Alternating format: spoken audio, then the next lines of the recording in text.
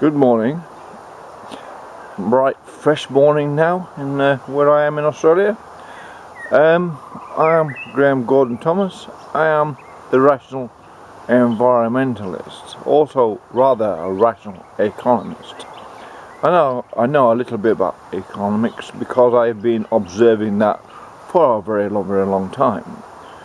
And there's a reason they don't want people, young people, to listen to all white men, because we might tell them the truth, point to places where they can seek knowledge. They don't have to believe anything we say, but we can point them to books and literature and knowledge that will then inform them, and they can make up their own minds about anything they want. This is why governments in South Australia and the governments in Australia generally have driven children away from reading as a beautiful art. Reading is a very beautiful thing. They invented reading many years ago, and it's a most engaging and wonderful thing to partake in. Now, I read a book some time ago called Rethink, if you see that, Rethink by Gordon Rattray Taylor, and he was a reporter many years ago, a sort of journalist, also as a scientifically knowledgeable man, who explained in the late 60s that about the disempowerment of the people by removing electricity, or the electricity ownership of it would be taken from the people's hands. This has been warned. People have warned a long time ago about the disempowerment of the people by removing electricity from them. Now, the way to empower people is to put electricity in their hands, and the benefits of them, the electricity, it keeps them warm, runs their houses and runs their employment, etc. But also when they pay their electricity bills, the money goes in and pays for health care and aged care, and it helps run the country. And it's in other words, the electricity the bills you pay then, when the people own the electricity, subsidises the running of the country. Now, what the politicians have done, and used the roots of climate change and all the privatisation, or the heading, the privatisation, and repeat it over and over again.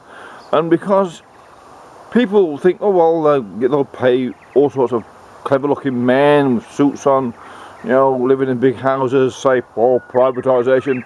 People think, oh, they know best. Oh, they know best for them. They know what's best for them. Hey, they don't care a damn about what's best for the people, but they know what is best for them. Now,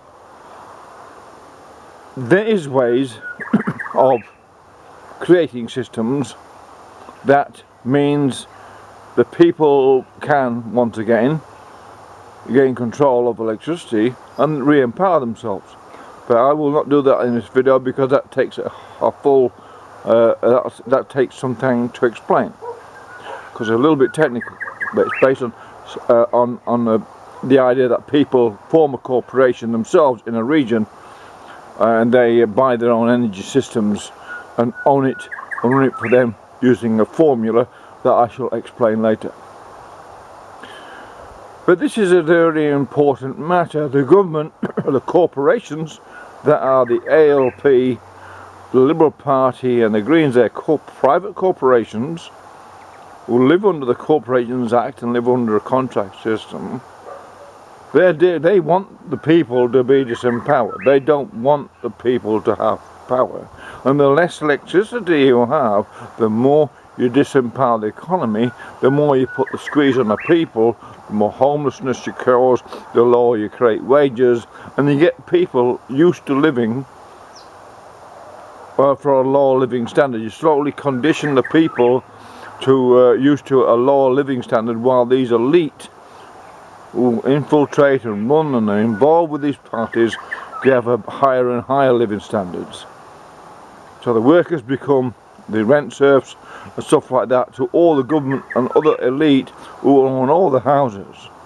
So the housing system itself, which the government is part of, the bunch of real estate agents, or agents for real estate agents, that's all these politicians are, And one way of disempowering, it needs to be repeated, the one way of disempowering the people economically is to disempower them through removing the ownership of electricity from them, because electricity is directly connected to the economy. The more freer available electricity is, the freer the economy is, and the more money people have to put into it.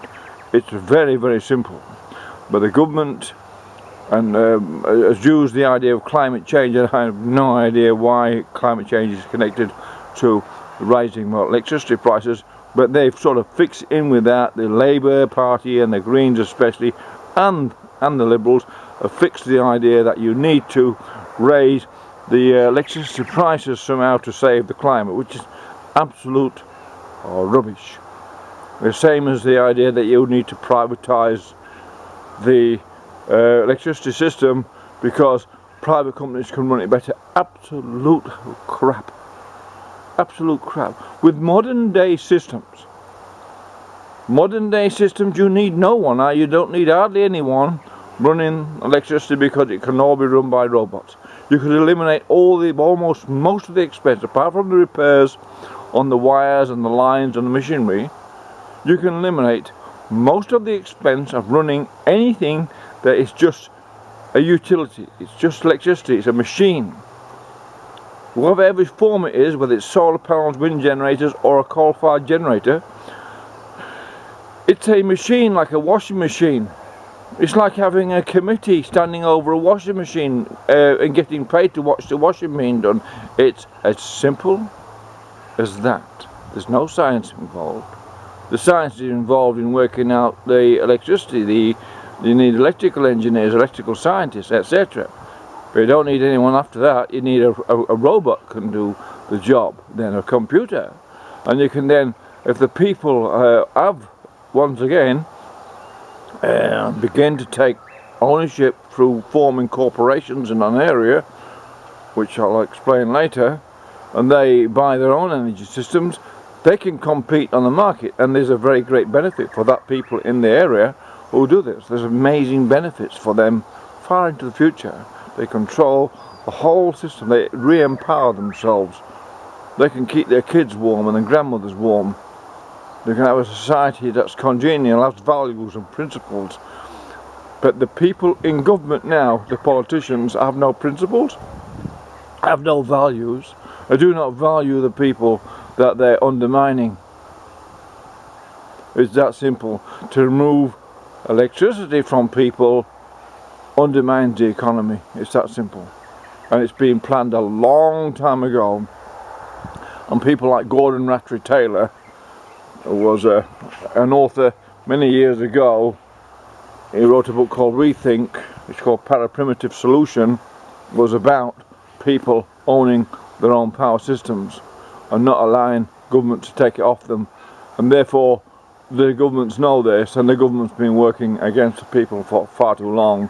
And it's about time the people got a handle on this, begin to work out and really stand up against this attack on their living standards by the elite, by the Greens and the Labour Party pretending to be socialists. They're not. Nothing to do with socialism. They don't work. So I can be socialist. They don't work. They're stuck in offices. They're not in the dark satanic mills of Dickens and in the 19th century, when socialism was very, very important for the people. Nothing about socialism. Equality for gays or anything like that, nothing to do with socialism. That's a philosophical issue. Socialism is about equality, economic equality, and that is what they're removing. They're replacing other issues like racism and sexism and homophobia and all those things as matters of equality and human rights. And at the same time, the same people are using this subversion to remove the basic human right and be able to keep warm in winter. They're hoodwinking you, hoodwinking the people. And you ought to know. Don't listen to old white men. We may tell you their truth. And that's what they don't want. I am Graham Gordon Thomas. I am the rational environmentalist. I'm one of those old white men they don't want you to listen to. Maybe now you know why.